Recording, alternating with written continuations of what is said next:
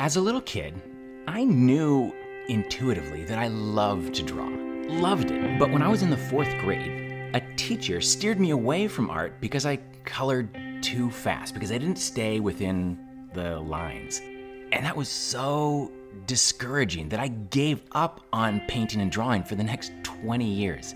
Instead, I went into the logical corporate business world until a series of very unlikely events led me back to my original passion. And I realized that art was not about creating a product, but rather art was about creating thought. Now, fast forward to 2017, I used this process of art to help people around the world think differently about creativity. And whenever I talk about creativity, I try and shatter the most common myths about idea and effort. Intuition versus logic, creativity and discipline, or what I call the spark and the grind.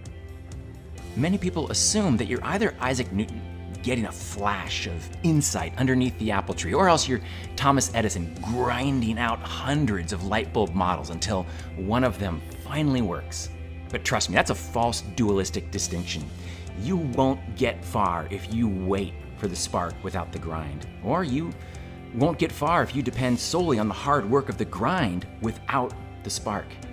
My new book shows how some of the world's most creative people fan their sparks and make their grinds more productive. It will help you become more successful at whatever you do for a living. Of course, you can still thrive if you're a dreamer who generates ideas but leave the doing for others. You can also have a decent career if you're a doer by executing other people's ideas. But the breakthrough, the point of impact, if you really want to stand out in the sea of sameness, you need to hone both skills, because what the world really needs are dreamers who do.